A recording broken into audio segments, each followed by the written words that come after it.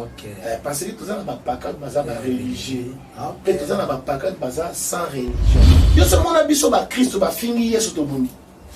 Non, to bunda la rédemption ezali action ya ko racheter un esclave. Yamba bengaka la rédemption. Okay. Maintenant, théologiquement parlant ou bibliquement parlant,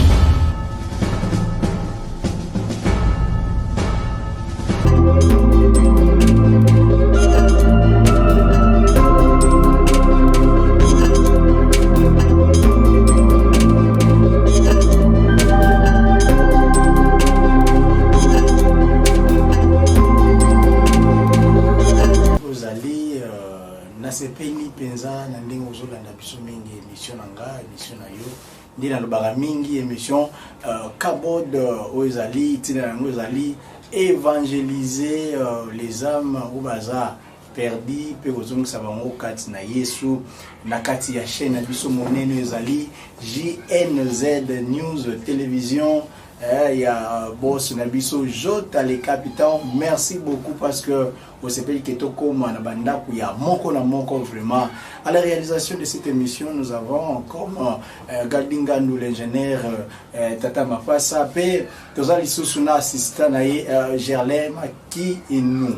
Il y a bien un présentateur Tony Mamba Ngala Mulume ayambi bino penza malamu lelo to continuer thème na biso oyo to lebelaki la fois passée aux alliés deuxième épisode la rédemption par qui les lots présents tout ça il y a OCP là Asa sous nous présenté les lots pour intervenir les docteurs Néhémie Louvoilou les pas couper sa part naïe nakati ya la rédemption au nom par qui plutôt ensemble avec lui oko yebali susu kozwa vérité sur l'obiko nanzila ya nani na pesi Charlène Mukango Esther Mote sikozali pe na se tourner directement par invité na biso ya émission na biso kabod pour na pesi le quoi tout ça l'angola to pesa ye boa tarde papa c'est boa tarde pai a tout ça les sont mingi ya oyamba na kati émission na biso kabod lelo thème na biso la rédemption c'est le deuxième épisode d'émission na biso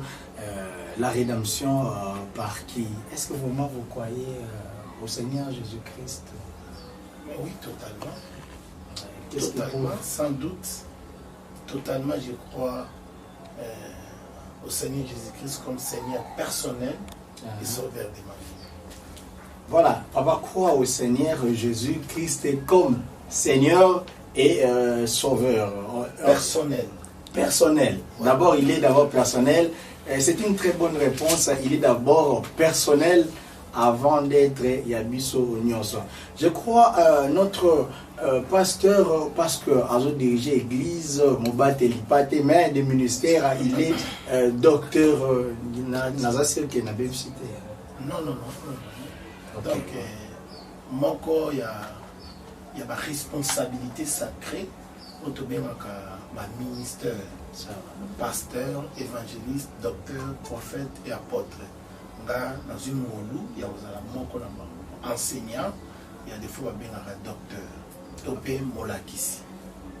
Vraiment, Topé Molakisi.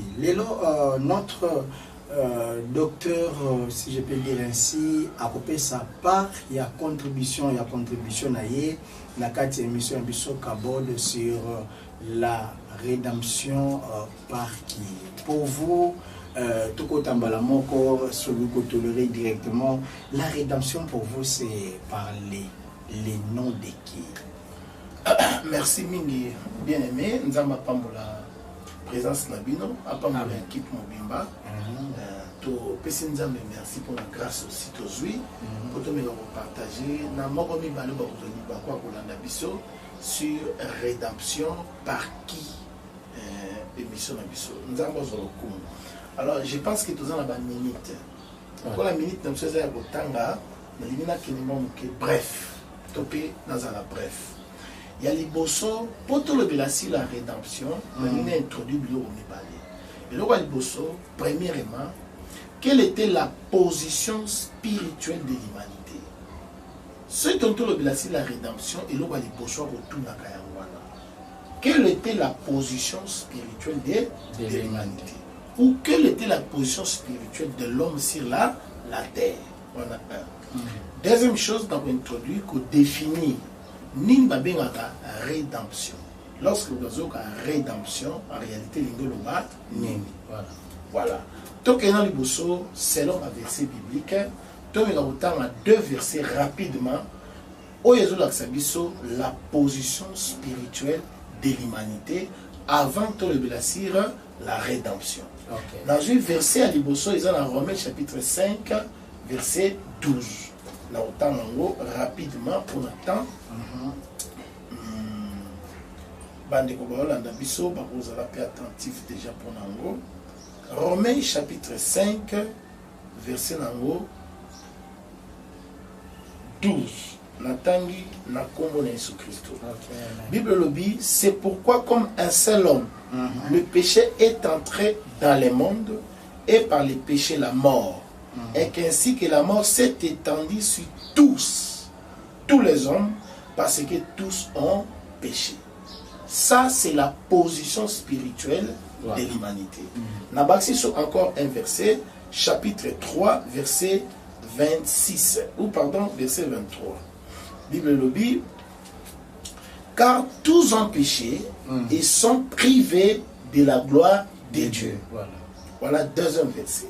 Nabaxi sur verset à Souka, ils ont dans Romains chapitre 8, pour autant ou l'Ebsoutan. L'humanité entière espérait avec patience la révélation du Fils de l'homme. Voilà trois versets dans les introduits pour la bande de et ça la religion mususu va comprendre ce qui te limite le belasi la rédemption et y nanzela ya nani tope e ndenge nini mokili o biso tozali kufanda tope biso bato tozalaki na position spirituelle nini. Depuis Jardin d'Éden, la chute de l'homme, mokili a komaki déjà dans position négative spirituellement. Et l'ingoloba azalaki déjà pour vivre dans ces esclavagisme et péché. Ah balobi, tous sont péchés et sont privés de la gloire de Dieu. Donc, Europe, Amérique, Asie, Afrique, Océanie, oignons à créature de l'Éternel, ils vivaient sous le péché, sous la puissance du malin. Et Jésus même a confirmé que le monde entier est sous la puissance du malin. Non, Tozoya. Donc, donc, nous à comprendre l'état de position spirituelle de l'humanité. Au président de la République, au Mondele, au Moutoumouin, riche to pauvre, moi c'est peu Mobali, Moutounioso oyo abimi nanzela ya Adamu. Moutounioso oyo abotami nanzela ya Adamu. Moutouana, position spirituelle, c'est un pécheur. C'est quelqu'un qui vit sous l'esclavagisme du péché. Ça, c'est un de Tchangoboy. Alors, de deux, dans l'introduction, on a défini Nini Babengaka rédemption. La rédemption, pour nous faire moins rapide, les gens vidéo, rapidement, ce n'est pas un problème. Okay. Premièrement, la rédemption, c'est l'action de racheter. La rédemption, c'est l'action de racheter. Racheter, cela veut dire acheter de nouveau. Ou bien, racheter, cela veut dire libérer avec un prix. Mais dans ce qui m'a sali,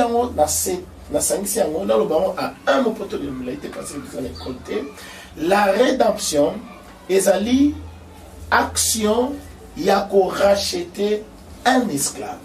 Il y a la rédemption. Okay.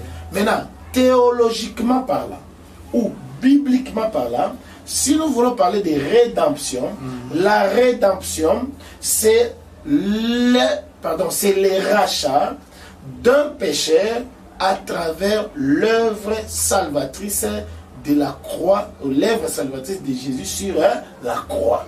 Voilà ce que maman dit. Voilà, c'est-à-dire, l'humanité, ils ont qui dans cet esclavagisme et à péché. Il a fallu un prix. Ils ont donné pour être mouton dans cet esclavagisme, ça nini abima. Alors, dans mon coup, ça va verser les lots, vous comprendre que prix à payer. Lokola vie, Oezaki 4 mots, avant Jardin d'Éden, et Koufaki à travers les péchés, il a fallu une autre vie. Et est remplacé là où il y avait la mort, et que cette mort est changée à une vie. C'est ça. Alors, sur l'humanité entière, toute créature de Dieu, au babeni être humain, sans naïe, Israël déjà sans pécheur. Voilà. Parce que, Bible le dit, dans mon canal Lévitique, l'âme de l'homme, ou la vie de l'homme, ça se trouve dans son sang. Dans mon canal Lévitique, il y a un moment où on a juif makilate. Pour parce que bon moya moto, Israël na katia makila. Or, le la moto asumuki, abuki mobeko, bon moy Israël na makila est changé à la mort. Pour exemple, le jour où tu en mangeras, tu mourras. Donc, deux morts, Israël spirituel, Israël physique, et revenir dans le monde. Moto a commis qu'on vivre, mais selon Dieu, Aza sous vivante. Timothée, tout ce qui vit dans les péchés, Bazali ba morte quoique vivante. On l'a dit. Donc, moto comment qui bon. Alors, pour maintenant moto azonge la bon moi. Et c'est là qui makila mususu. Oyo ezana liwate. Oyo ezana bon moi parce que le sang contient l'essence vitale. On l'a dit. Alors, il faut makila mususu eya et mi pesa. Loko la prix à payer, il y a moto oyo makila na e komina liwa. Voilà na ser humanité entière, moto bongo azaki soute. Il a fallu un autre sang, pardon. Neto moni mena un Dieu incarné, Dieu changé en chair, aye maintenant avec son propre sang. Donc nazoya, non peut ça va verser nyos. On appelle ça déjà moins historique pour Tokanga, afin de côté dans ma verset. Ok. Neye Christ aye, na makila na ye, makila ya motote. Nde au monde attend ange a joué pour annoncer naissance topé, grossesse ya Christ à travers Marie.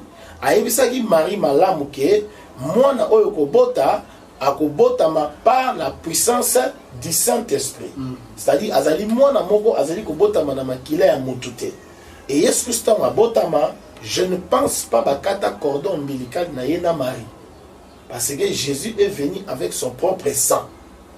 Ah bon? Et à travers l'œuvre de la croix, Jésus a soupi makila wana et biso o nyoso akondima na œuvre wana, même si azalaki na esclavagisme na péché a commis racheté.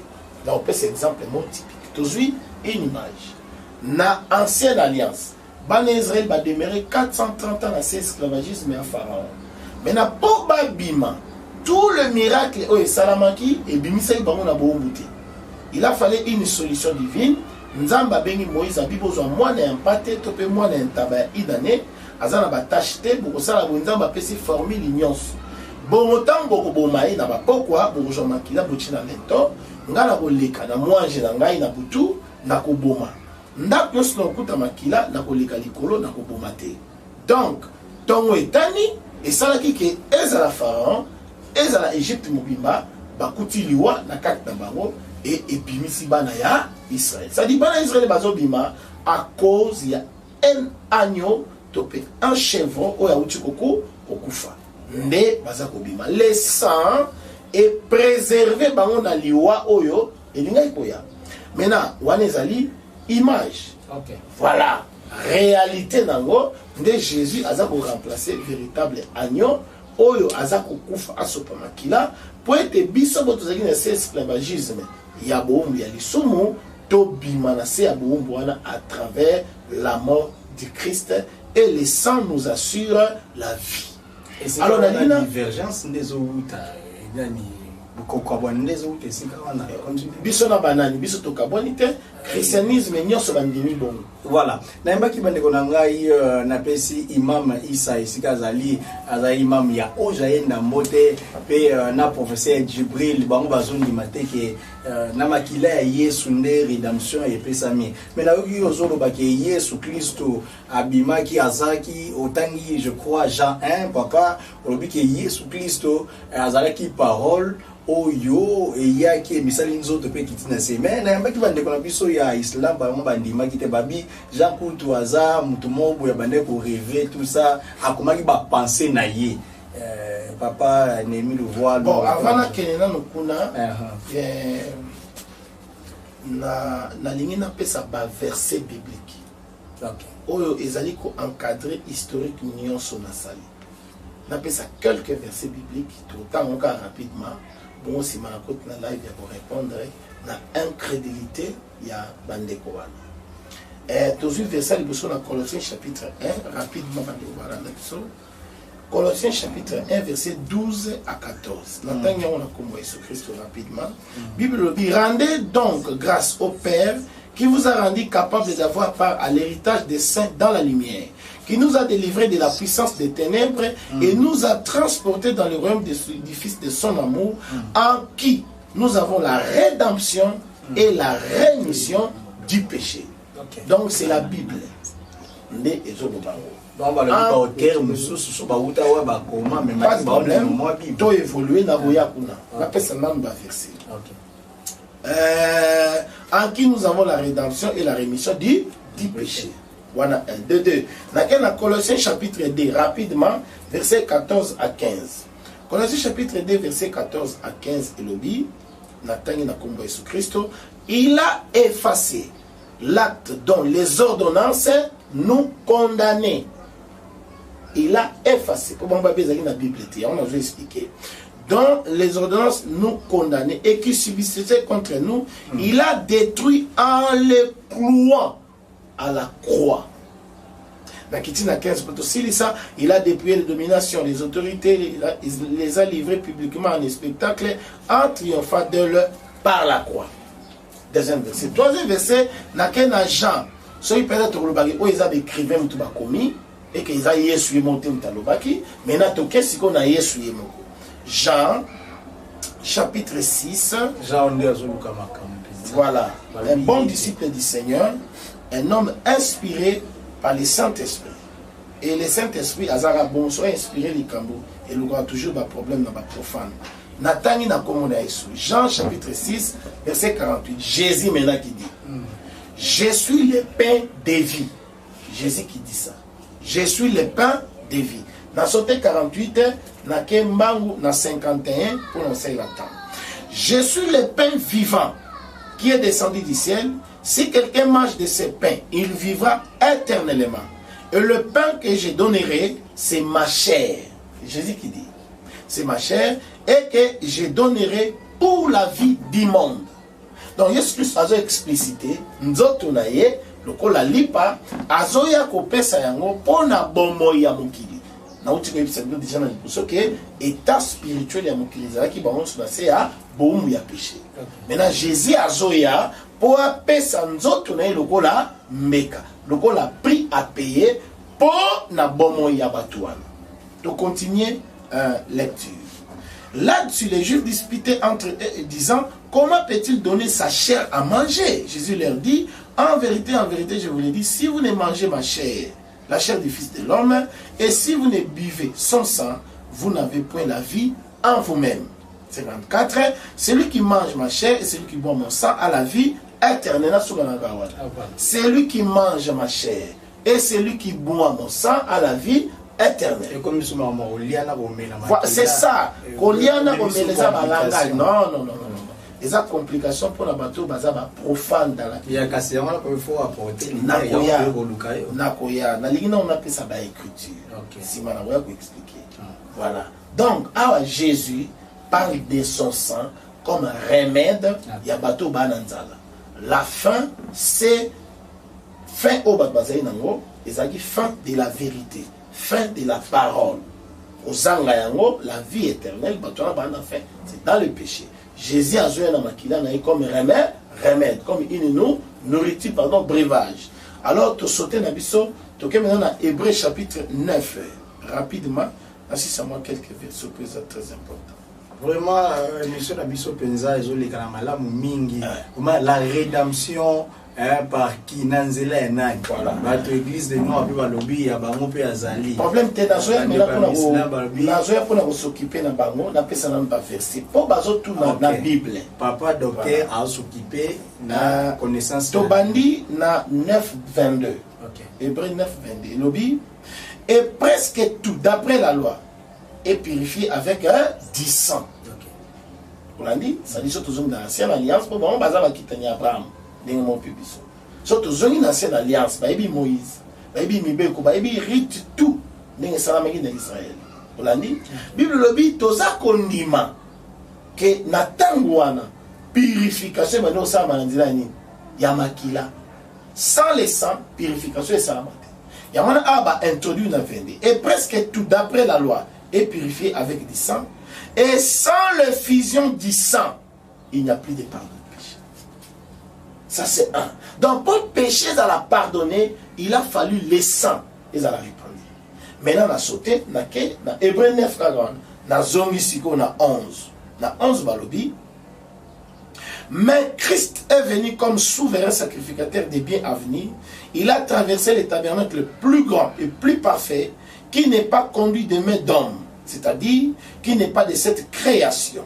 Et il est entré une fois pour toutes dans les lieux très saints, non avec le sang des boucs et des veaux, mais avec son propre sang, et a obtenu une rédemption éternelle. Donc la Bible est claire. Maintenant, c'est un verset moko Yasuka. On l'a dit, verset moko Yasuka. 1 Jean. Plutôt que Moussikate. 1 Jean. Yohan Yaliboso, chapitre 5. 1 Jean, chapitre 5. 18, verset 7. Voilà. Et Nabandana moi likolo. Nabania on a 6. Dans 6 balobi, c'est lui, Jésus-Christ, qui est venu avec de l'eau et du sang. Non avec de l'eau seulement, mais avec de l'eau et du sang. Amen. Avec de l'eau et du sang, et c'est l'esprit qui rend témoignage. Parce que l'esprit, c'est la vérité. Au moins que place bozo kabona yangona penza papa. Alors, excusez bien aimé. Mosakoli Mohamed apesi nzela te batu bapele na molimo. Bon, nazo ya kuna. Et là ba liboso na lingangi na on a classifié que la rédemption ezali action de racheter un pécheur. On a dit un esclave. Et bibliquement, ce ne sont pas des rédemptions. La rédemption, c'est l'action. Il y a pour racheter un pécheur à travers l'œuvre salvatrice. Il y a Christ sur la croix. Est-ce que vous comprenez bien? Donc, Moussala et Salamagi de Koulousou, l'œuvre Wana, Nde Eye Kosala Moussala Tobingi, il y a rédemption. Kosiko, la biso na se Abumbu, il y a l'issou. On l'a dit? Wana, la pesina va verser, comme preuve faisons la saké, le sang de Jésus, il contient essence vitale pour na biso tozoa bomoi. Maintenant, l'ingwe sanga difficulté na bango ezali nini pour na s'engager na. Kasi bango balobi ke lobiko to rachat, rédemption eza na kombo to eza na nzela ya Yesu te. Bon, moi je pense pour na ba israélite. Ouais, moi je pense eza eloko ya kokamwa te. D'abord, selon la parole de Dieu, dans la malam, montonio sotoute, à kozwa ngolu, ya kozwa revin, bakoya, pour babika. Ça c'est un. De deux, ça peut aussi être l'incrédulité, leur incrédulité. On l'a dit, parce que même l'œuvre, il y a rédemption. Et ça à travers le sang de Jésus, mais ils ont toujours opposant. Ils ont toujours opposant. Ce n'est pas l'humanité mobimate et qu'on croit dans l'œuvre. Non, non. Donc, il y a mis balai, c'est leur incrédulité. C'est que par vous, bon abisso, bon abisso. Vous allez étonner. Ndeko oyo azali incroyant na islam a apporter un jugement négatif contre l'œuvre et la croix, l'œuvre et Jésus pour la rédemption. Je pense que pour la biso est normal. Mais tokokinde ko sali sabango, poto la sabango, bibliquement, nous reconnaîtrons que l'œuvre il y a Christ sur la croix, ils ont eu remède pour la rédemption de la biso. Toko la sabango.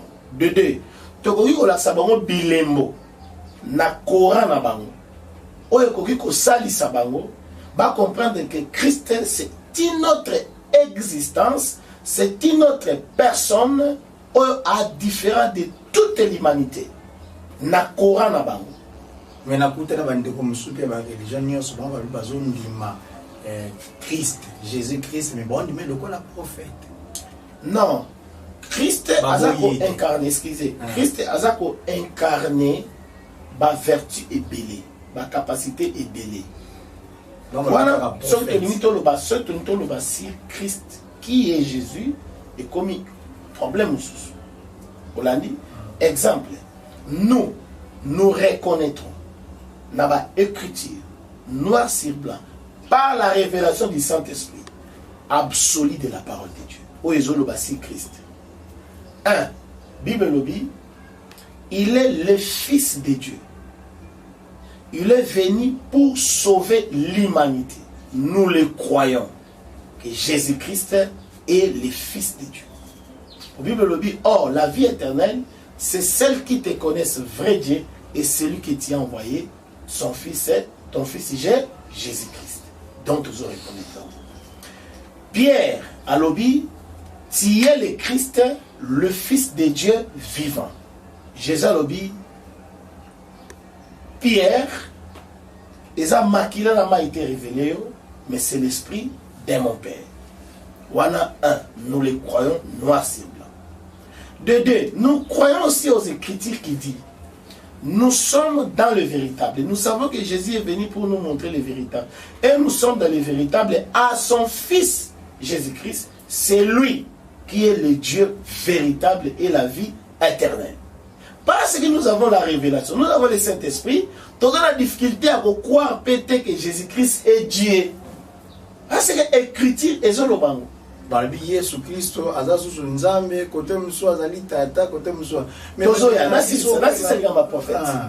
Tozo aussi qu'on croire que Jésus-Christ a aussi un grand prophète. Il n'est pas un prophète, mais il est un grand prophète, c'est-à-dire un prophète majeur de ces temps. Bible le dit, lorsqu'Azotea, Batunion surtout Bazaki étonné, Babi jamais Dieu a visité son peuple. Et un grand prophète est apparu au milieu d'eux. Donc, Baruch Obenga est prophète, mais Azali prophète, le quoi là, prophète à mobilité. Là, surtout en émission, n'a rien ce que tu as expliqué. Pour une Baruch Obenga est son Zambé. Pour une Baruch Obenga est mon Zambé. Pour une Baruch Obenga est prophète. Pour une Baruch Obenga est fils de David. Pour une Baruch Obenga est fils de l'homme. Pour une Baruch Obenga est nyoso ba benga gaé. Chaque ebengeli ezali ko incarné moko ya ba possibilité spirituelle incarnée par Christ. Moto oyo ana révélation te pone aux difficile. Dans on peut au moins exemple moké poto les personnes comme c'est ça pour la monnaie minute tskaliki.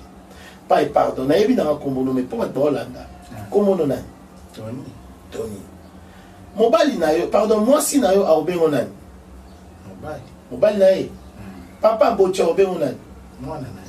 Mwana yo bocha obengo nani. Papa. Pasteur na obengo nani.